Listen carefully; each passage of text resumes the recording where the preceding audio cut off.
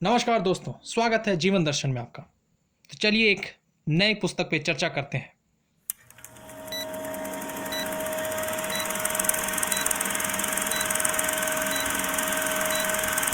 आज हम चर्चा करने वाले हैं जीडू कृष्णमूर्ति पर। जीडू कृष्णमूर्ति है कौन? जीडू कृष्णमूर्ति का जन्म 1895 भारत में हुआ था।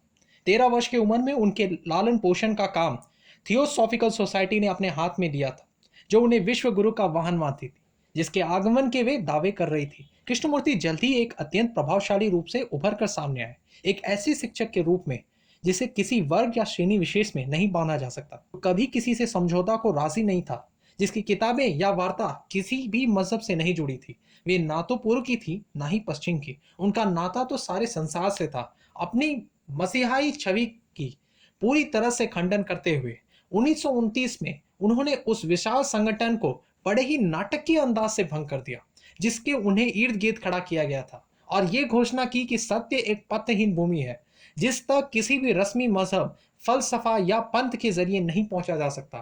तमाम उम्र वो बड़ी ही शिद्दत से गुरु की उस पदवी को नकारते रहे जिसे दूसरे उन पर थोपने की कोशिश करते रहते थे। दुनिया भर में वो सुनने वालों की बड़ी तादाद में अपनी तरफ खींचते रहे, लेकिन कभी किसी ऑथोरिटी का दावा नहीं किया, चेलों की वाहना नहीं की, और सिर्फ एक व्यक्ति के नाते ही दूसरे व्यक्ति के मुखातिब होते रहे। उनकी शिक्षा की तह में यह एहसास छुपा था कि समाज में एक बुनियादी बदलाव व्यक्ति की चेतना के रूपांतरण से लिया जा सकता है। उन्होंने हमेशा स्वबोध की, खुद को जानने की जरूरत पर जोर दिया। वो हमेशा इस बात पर बल देते रहे कि कैसे मजहबों और कौमों से जुड़े संस्कार हमें बांटते रहे, सिकोड़ते हैं। कृष्णमूर्ति खुलेपन की फौरी जरूरत पर हमेशा जोर देते रहे, इशारा करते रहे दिमाग के भीतर छिपे उस अनंत आकाश की तरफ, जिसे ऊर्जा के ऐसे अथाह भंडार छिपे हैं जिनकी कल्पना भी नहीं की जा सकती। संभवत ये उनकी अपनी सृजनशीलता का स्रोत था, और इतने अलग अलग किस्म के लोगों पर उनका जो कैटोलिक प्रभाव पड़ा, उसका राज भी शायद वहीं छुपा है। 90 वर्ष की उम्र तक निरंतर दुनिया भर में वो अपनी वार्ताएं देते रहे।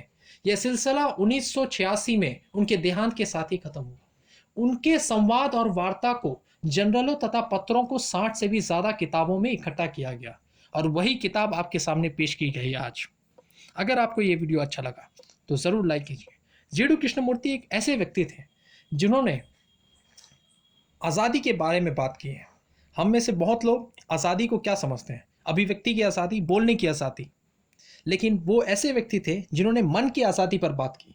मन की आज़ादी, जो व्यक्ति ईर्ष्या, गुस्सा, जलन सबसे छुटकारा पाले, आज़ाद हो जाए। आपका मतलब ये नहीं होना चाहिए कि हम ईर्ष्या, गुस्सा पे मैं कंट्रोल कर लूँगा, मैं उस पर एक तरीके से काबू कर लूँ। वो जीडू कृष्णमूर्ति नहीं कहते। वो कहते हैं एक आकाश की तरह, जिस तरीके से एक आकाश में असीमित दायरा है, आप जहां तक आकाश को देखते हैं वहां आकाश ही आकाश है, उसी तरीके से आपके अंदर भी असीमित आज़ादी होनी चाहिए, मन की आज़ादी। अगर आपको ये वीडियो अच्छा लगा तो लाइक कीजिए, सब्सक्राइब कीजिए। Thank you.